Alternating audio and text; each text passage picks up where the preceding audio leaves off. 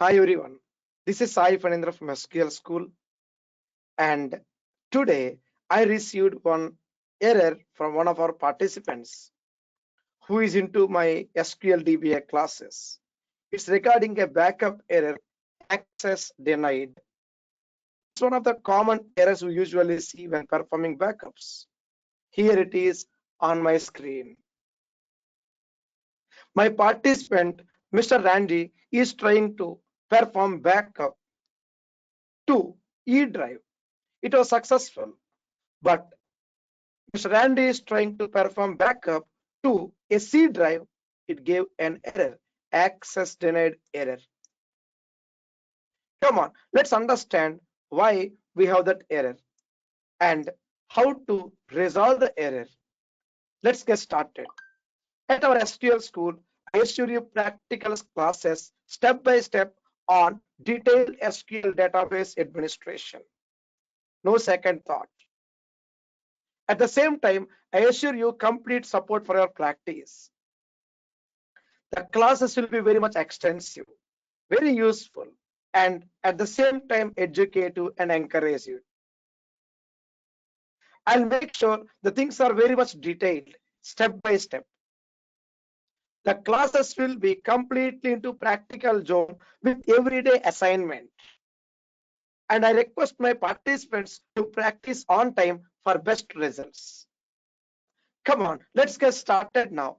How to resolve the error one of my participants got today. He was actually practicing chapter number 12, backups and restores, backups concept. Come on, let's understand slowly how to resolve it now. Simple and straight. So for this purpose, I'll take you to my management studio. And here it is. Come on, once again, the error message,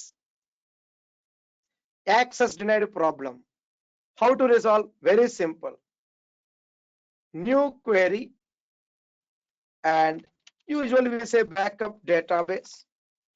For example, a database name, and to disk equal to, for example, say C drive. Usually for C drive, we have this kind of error. C colon, say full backup. I'll say 2025 June month 20th date.bak, and with format to override the database backup if any. And there is an error, access denied error. Let me show you the error again. Cannot open backup device, access denied. So what we do for that? It's C drive, right?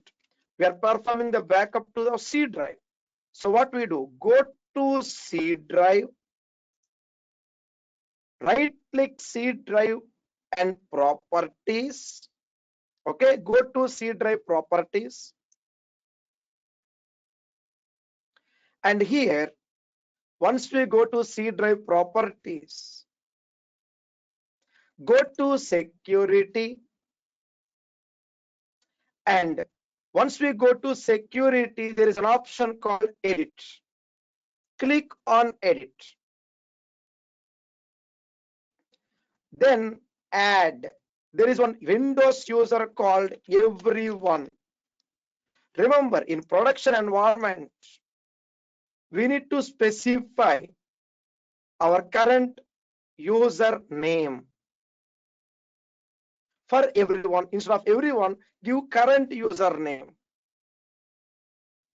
And what we are doing, we are giving permissions at the disk level. So there is something that has to be done by the disk admin or system admin or storage admin teams. In production, in our current practice environment, you can do this. Everyone account, that everyone account should be given full control permissions apply. Yes. And you may see some warnings. You can continue. It's our local environment. We can continue. And we are done. This will surely resolve the problem. Click OK. Remember, everyone full control. So everyone is a Windows admin account or Windows user account, not admin, Windows user account. So this will resolve the problem. Thank you, Randy, for asking me this question. And this video is for you and for everyone who has this problem. Thank you so much and see you there in my next video. Thank you once again. Bye bye. Take care. Thank you so much.